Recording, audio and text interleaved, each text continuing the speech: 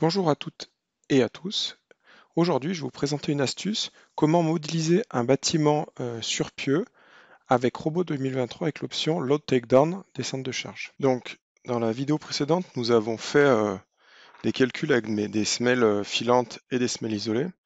Donc maintenant, je vais vous montrer comment utiliser LTD si vous avez des têtes de pieux. Donc, en fait, on ne peut pas mettre directement les appuis sous les voiles. C'est pas comme ça que ça fonctionne. Donc il faut créer un nouveau petit niveau de 70-80 de haut, la hauteur on va dire des têtes de pieux et des longrines. Ensuite, dans ce niveau, il faut créer les poteaux et les poutres. Donc je vais enlever ce qui est en coque, puisqu'en fait le principe de LTD c'est que les dalles vont aller charger les poutres et les poutres vont charger des poteaux ou des murs, mais les murs après seront appuyés linéairement.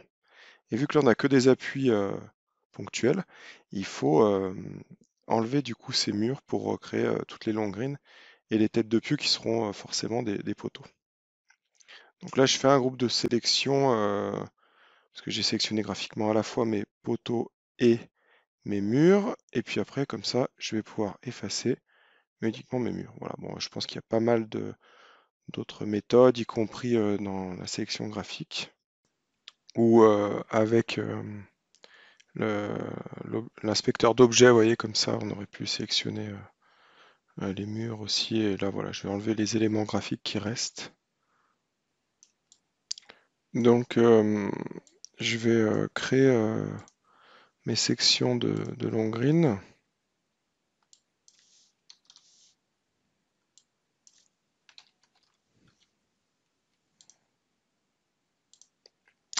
Et ma section de telle de pieux,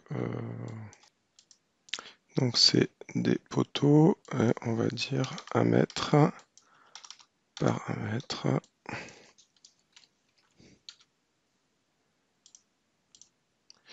Voilà, et du coup après, j'affecte ça. Voilà. Et donc, il me manque des poteaux ici. On va prendre les têtes de pieux.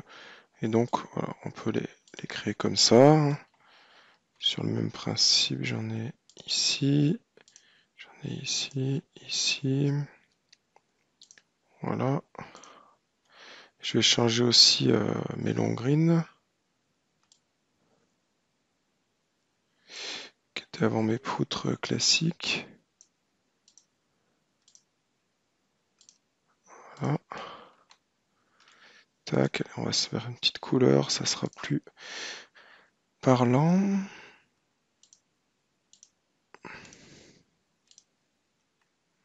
Voilà. Bon, et après, je fais mon longrinage, on va dire. Voilà, je pense que. Donc, soit ici en vue 3D, bon, après on pourrait les rendre continus au lieu de les. Ouais, après, c'est vrai que si elles sont continues, vous voyez, par exemple là, on peut dire que la fin c'est plutôt maintenant 1, 2, 5, 5, voilà.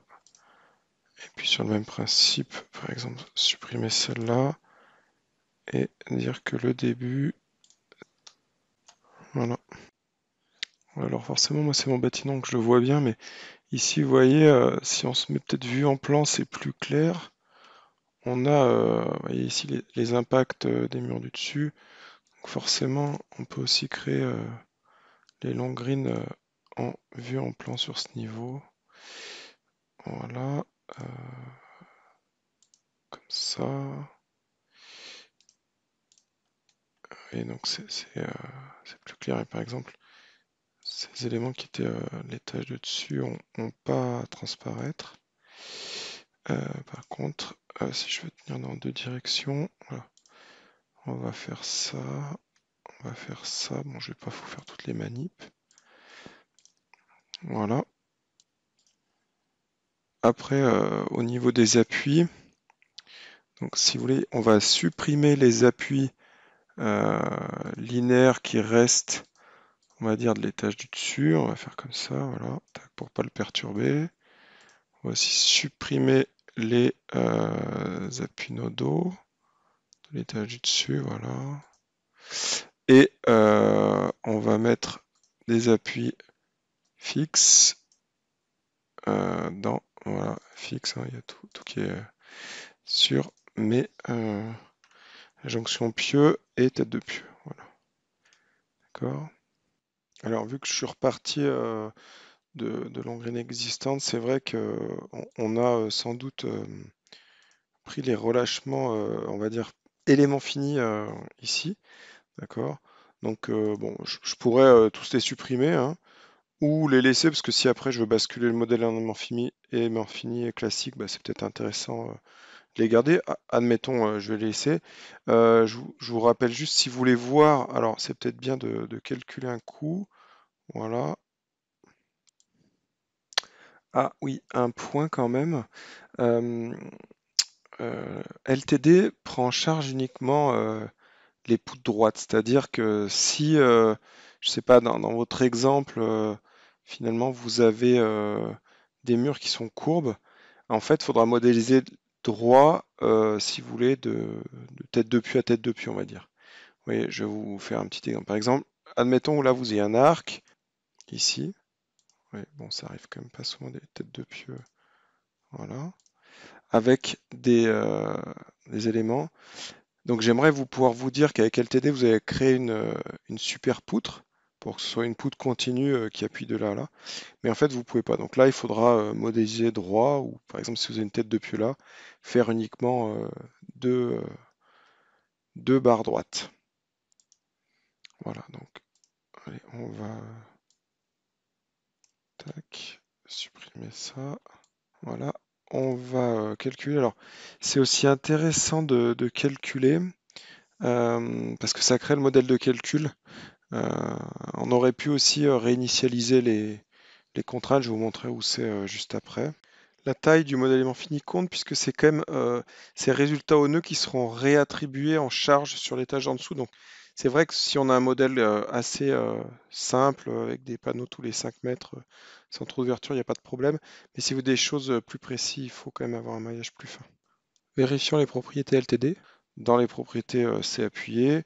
Ce qu'on aurait pu aussi, je vous rappelle, mais je vous l'ai déjà montré, c'est ici, vous voyez, venir ici restaurer les conditions d'appui par défaut pour éviter d'être en porte-à-faux suivant l'inertie de la poutre, suivant la rigidité, c'est-à-dire l'inertie et la longueur. Et voilà, en dernier, c'est une dalle qui va pouvoir appuyer une poutre. Voilà. Donc voilà, et du coup, bah, là, on a calculé. On va regarder un petit peu les résultats. Voilà, donc les lignes de rupture. Bon, je pense que là, c'est assez clair. Et puis les charges concentrées sur les pieux, mais qui sont des poteaux, voilà. Alors là, vu la hauteur, donc je vais peut-être resizer, voilà. Ce qui se passait, c'est que en fait, je coupais le haut de mes charges, c'est pour ça qu'au mieux, je voyais rien. Voilà. Et bon, si vous voulez en plus avoir le poids des têtes de pieux, hein, parce que ça c'est en tête, il faut aller dans les réactions d'appui. Et là, vous avez les FZ. Voilà. On peut aussi, du coup, avoir une vue en plan. Donc là, j'ai filtré que mes nœuds d'appui, hein. Et puis, donc ici, c'est sur le diagramme des résultats, on va dire, des barres et des appuis. Et on retrouve ici les réactions aussi aux nœuds. Bon, là, j'ai filtré avec une seule décimale pour la lisibilité. Voilà. Et après, on peut avoir le tableau des descentes de charge. Vous voyez à quelle surface prend chaque poteau sur chaque niveau, entre guillemets. Merci à tous. Bonne journée. Au revoir.